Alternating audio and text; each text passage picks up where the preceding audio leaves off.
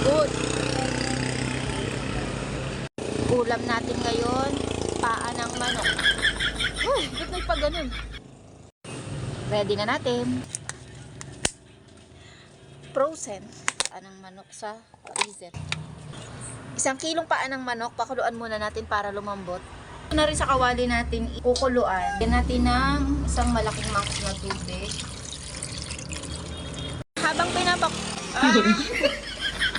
Habang pinapakuluan natin yung paa natin, i-ready muna natin yung ating kasangkapan. Sibuyas. Sibuyas, bawang. Dapat siling green kaso wala. Ay di ito na lang. Chili garlic oil kasi mahilig kami sa spicy. And paubos na nga to. Gagayatin.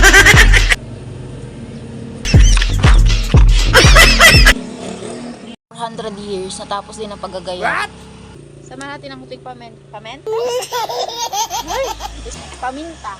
Pinupit ko sa tindahan namin. Yan na po. Medyo humiwalay na yung kanyang laman sa buto. So pwede na to, tatanggalin lang natin yung tubig para mabilis na siyang igisa. Hindi natin mantika is use oil. Bawang. And yung sibuyas, kasi medyo brown na yung bawang. Sunod na natin tong paa ng manok na nilaga natin. Saglit na lang tong maluto kasi ilaga na natin siya. Masita, oyster sauce. Ano ba kasing ginagawa mo ha? Basta ano, pasmado. Lagay din po tayo ng konting toyo na dato puti. Hindi na po ako naglalagay ng asin kapag naglalagay ako ng oyster at toyo. Kasi chili garlic oil, yun, hindi mawawala kasi kailangan natin ng anghang.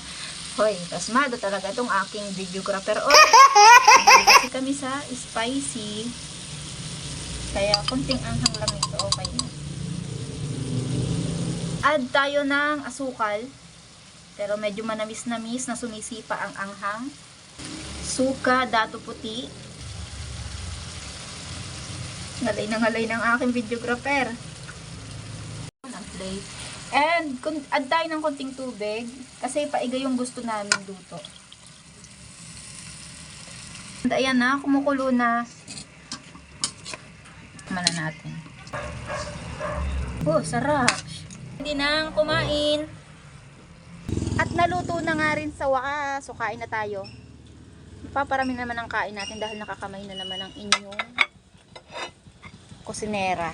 Tingnan natin siya kung gaano kalambot. Wow!